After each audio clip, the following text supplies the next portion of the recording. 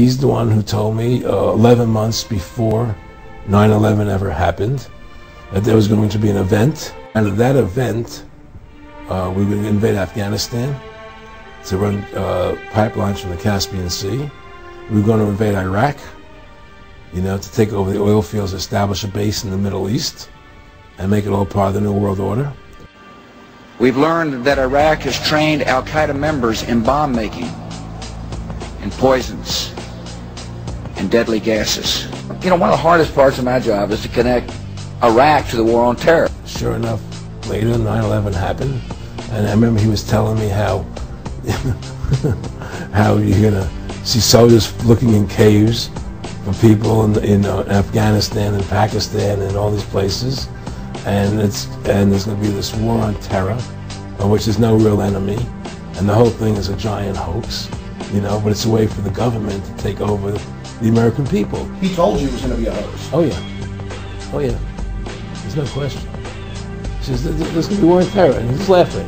Dr. Quigley believes that people should be more familiar with the identities of these clever banking dynasties.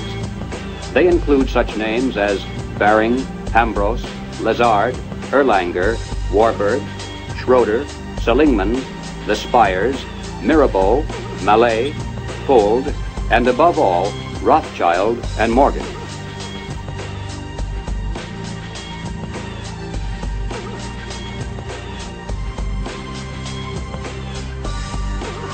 And now, President Obama wants to hand the Federal Reserve even more power. I am proposing that the Federal Reserve be granted new authority and accountability for regulating bank holding companies and other large firms that pose a risk to the entire economy in the event of failure.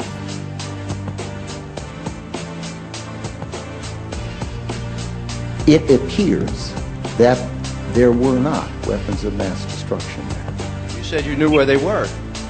I did not. I said I knew where suspect sites were, and we were just... You said you knew where they were, near Tikrit, near Baghdad, and north, east, south, and west of there. Those are your words. My words were that... We know where they are. They're in the area around Tikrit and Baghdad. Well, first of all, I haven't lied. I did not lie then.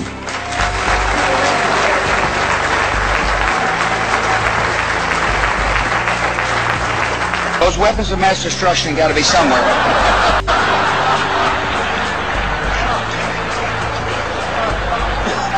Maybe under here. You can't believe how wicked, how low down and rotten. Wait a minute, wait a minute. Wait a minute. You can't believe how wicked these people are. To play games with your lives and the lives of your babies. Create a war just to get more money, to charge more interest, and send your babies to die for bullshit.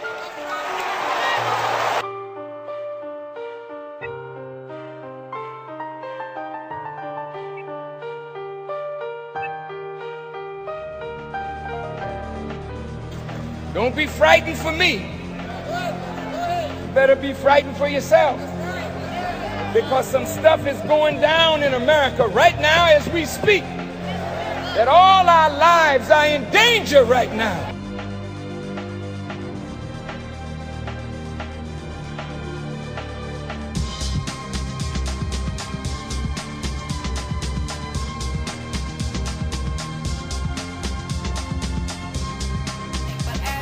Around, you've got Russian tanks sitting all over your nation.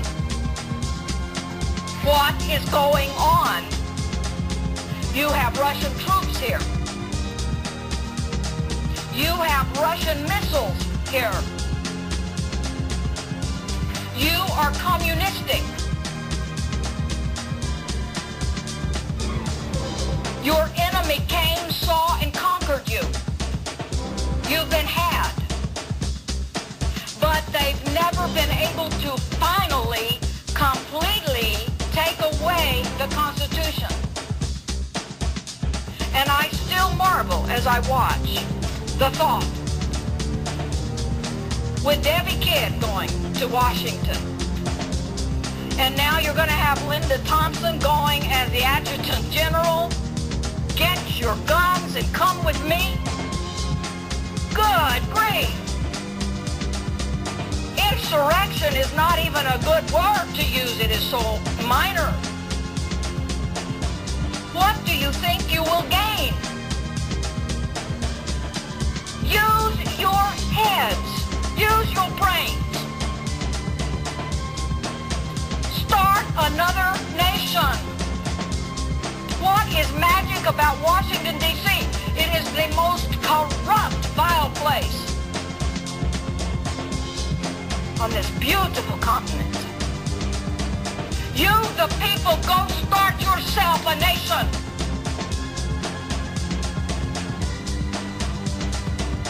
How do you do it?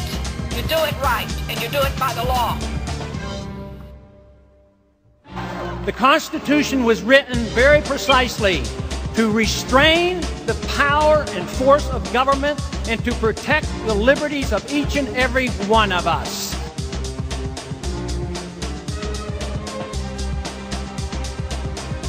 Truth ultimately finds its way to people's ears and eyes and hearts. And I don't worry about that over the long term. Mr. Secretary, what exactly was the connection between Saddam Hussein and Al-Qaeda? I tell you, I'm not going to answer the question. Another Downing Street memo.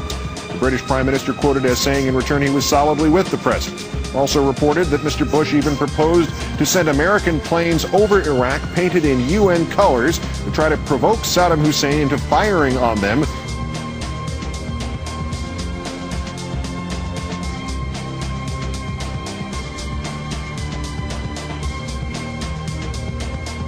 Explain why you did not resign from your post when you knew that the facts and intelligence were being fixed around the policy of regime change in Iraq, which was released in the minutes.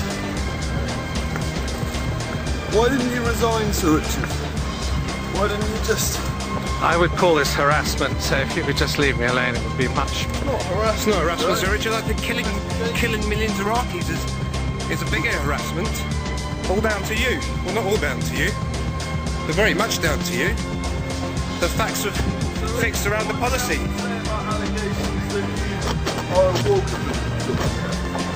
Is that slander, Sir Richard, if we say you're a war criminal? Richard, why, sir, when you found out following your trip to Washington in 2002, did you not resign from your post when you realised that the Americans were set on a war of aggression no matter what, that they were going to fix the facts and intelligence around the policy? Why did you choose to stay in your position as Director of MI6? Why did you not resign at that moment, sir, when you knew that it was a false war, it was an illegal war? What about the millions of dead Iraqis, Sir Richard? How do you sleep at night?